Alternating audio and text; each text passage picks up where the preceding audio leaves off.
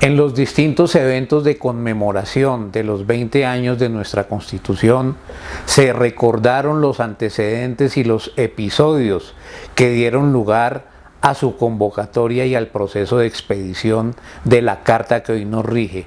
Lo que tuvimos a finales de la década de los años 80 fue una verdadera crisis de Estado.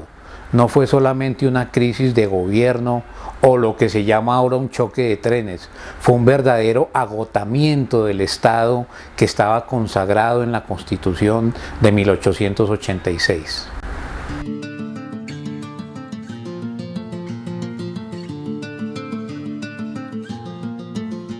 Era un país que tenía un concepto de democracia totalmente diferente al que hoy existe gracias a la Constitución del 91, con unos criterios muy distintos también en lo relacionado con la administración pública. Era un ambiente centralista, unos criterios muy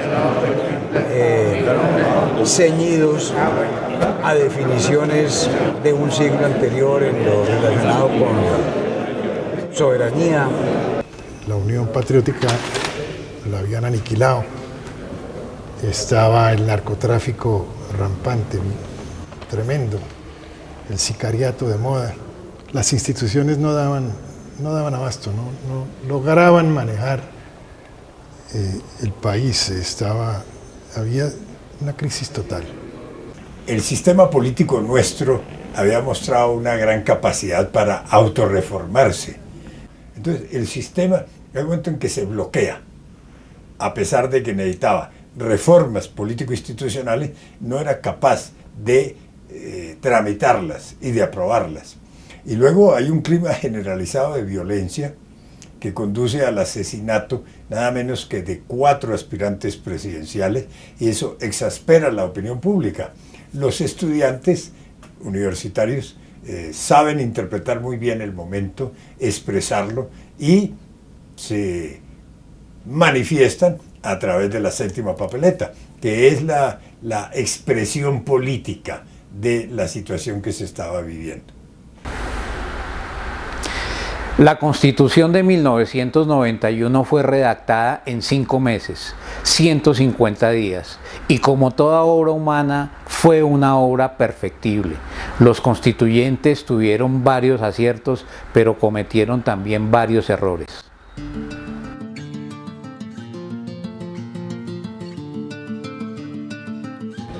Yo creo que, pues, desde mi punto de vista como constitucionalista, fue haber integrado a la Corte Constitucional en la rama judicial.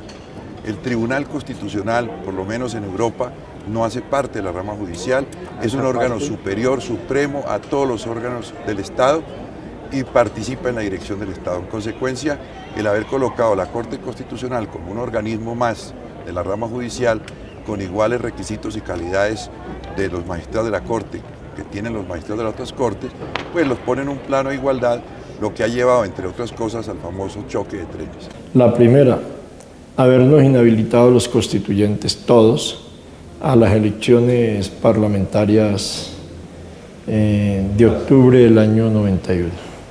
Esto es como si usted tuviera una selección titular y de pronto para que juegue los otros partidos, pues pone la segunda o tercera categoría. ¿Llamaron a los otros? Sí, una bobería política. En segundo lugar, cometimos el error de no haber asumido nosotros, mediante la figura de una asamblea legislativa que se podía haber constituido, el desarrollo de la propia Constitución.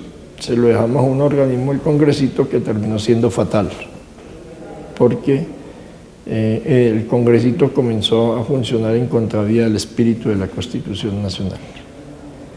Y obviamente luego las reglamentaciones que hizo el Congreso, pues muchas de ellas han sido negativas.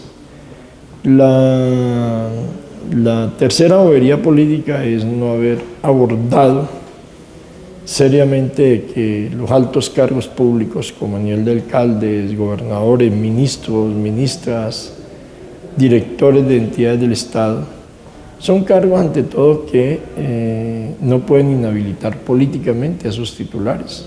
Yo creo que, por ejemplo, haber abierto, como abrimos todo el tema de los partidos, hasta esa exageración de los 74 partidos políticos, que dañó mucho la política, porque la convirtió en unas empresas personales que todavía subsisten muchas de ellas, y una manera de apoderarse realmente con la descentralización de territorios completos del país por familias o por personas que encontraron en la política no la manera de servir al país, sino realmente una especie de modus vivendi.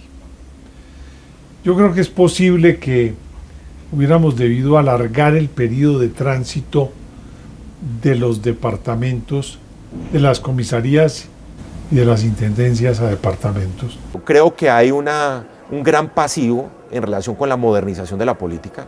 Creo que faltó una reforma política de fondo. Por eso se invirtieron de alguna manera los logros en las elecciones de noviembre de ese año, pero creo que todavía estamos a tiempo para seguirlo desarrollando. Porque no es solo el caso de Colombia. En el caso del resto de los países de América Latina siempre se han intentado grandes reformas de calado político que tienen que ver con el origen, con la naturaleza del poder, y realmente se han visto muy poco los resultados. Los temas del financiamiento de la política, por ejemplo, que no se tocaron pero ahora se están tocando. Entonces yo creo que son tareas en construcción. La consolidación democrática es eso, pues la democracia se construye todos los días. Entre los aciertos que tiene nuestra Carta se encuentra la consagración de una Carta de Derechos, al lado de una serie de mecanismos para su protección efectiva, el reconocimiento de la diversidad, la pluralidad, la democracia participativa y el Estado social de derecho.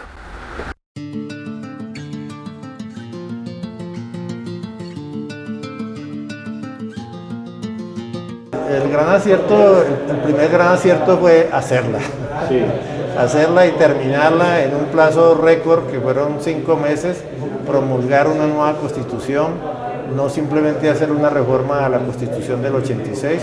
Sin duda alguna, el logro más importante fue la acción de tutela. ¿Por qué? Porque la acción de tutela creó la conciencia en las personas de que tienen derechos y que pueden reclamarlos a través de un medio pronto, ágil y expedito. Cuando las personas son conscientes de que tienen derechos y de que pueden reclamarlos y defenderlos, ahí tenemos un ciudadano.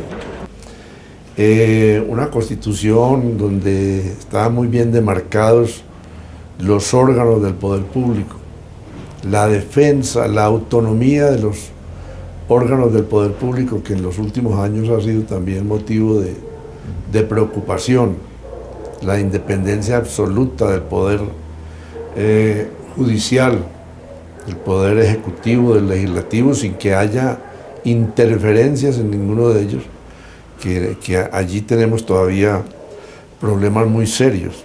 La concepción de un Estado social de derecho, un Estado comunitario, descentralizado, y la adopción de los derechos humanos. La Constitución del 91 fue convocada bajo la promesa de la paz.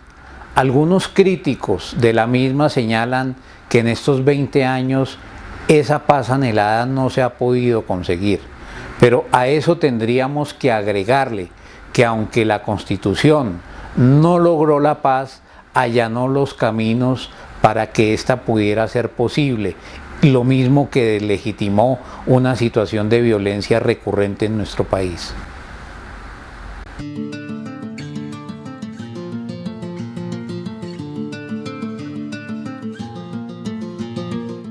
El escenario de la Asamblea Nacional Constituyente fue un escenario de reconciliación. Ahí nos encontramos secuestrados con secuestradores, exguerrilleros con gente civil, liberales, conservadores, indígenas, campesinos, obreros, poetas, locos, desocupados, desempleados, en fin. Se dio cita en la Asamblea Nacional Constituyente en un ejercicio de tolerancia, en un ejercicio de convivencia el variopinto país colombiano, el sancocho nacional. Y ahí discutimos temas esenciales como el tema de la convivencia y la paz. Y suscribimos la Constitución, que es producto del consenso, como un verdadero pacto de paz. La reconciliación es posible. Se desmovilizaron 3 organizaciones guerrilleras, el EPL, el PRT, el Tintindame. O sea, hubo unos hechos de paz durante ese periodo, pero más importante es eso. Se construyeron instituciones que hacen que no tenga ningún sentido histórico el alzamiento armado. Y aunque eso no haya producido paz de inmediato, indudablemente es una contribución histórica para el logro de una paz y una reconciliación entre los colombianos. Le quitaron el piso político. Totalmente, totalmente. Claro, me dice, pero la guerrilla siguió subiendo y siguió actuando. Sí, pero por razones, digamos, distintas a las institucionales. Primero, pues por inercia, una guerrilla que venía desarrollándose. Segundo, porque no hemos logrado resolver el problema de la presencia del Estado en las zonas campesinas marginales de campesinos pobres, que es donde está el narcotráfico y que es donde están los grupos armados. Eso tenemos que resolver, esa desigualdad profunda en lo rural hay que resolverla. Si no, no vamos a poder resolver ni los cultivos ilícitos ni la violencia en Colombia. Entonces, esos son cosas que todavía están en la agenda y que hay que resolver. Pero definitivamente las razones históricas para el alzamiento armado desaparecieron por completo. Bueno, son 20 años desde la Constitución del 91 del Tratado de Paz. Y la pregunta es, ¿qué pasó? La verdad es que se sentaron bases para hacer de la paz algo realizado con la democracia y con la justicia social. Se ha avanzado en Colombia en conciencia, en fortalecimiento de la idea de que los derechos humanos deben garantizarse, pero las fuerzas concretas, partidarias de la guerra, partidarias de la violencia, partidarias de apropiarse del Estado de manera clientelista y todas estas fuerzas de un modelo económico bastante salvaje, pues se han impuesto frente a las fuerzas de la democracia. Entonces la paz es una tarea pendiente, pero no quiere decir que haya sido infructuoso. Hay muchísimas corrientes políticas, sociales, de jóvenes, de mujeres, de indígenas, de muchos sectores urbanos que han hecho de la paz un propósito de vida. Yo creo que eso hay que colocarlo en el centro de los análisis de la perspectiva, porque no estamos antes del 91 ni estamos en un tiempo perdido. Creo que hay un acumulado y ese acumulado seguramente marcará el futuro.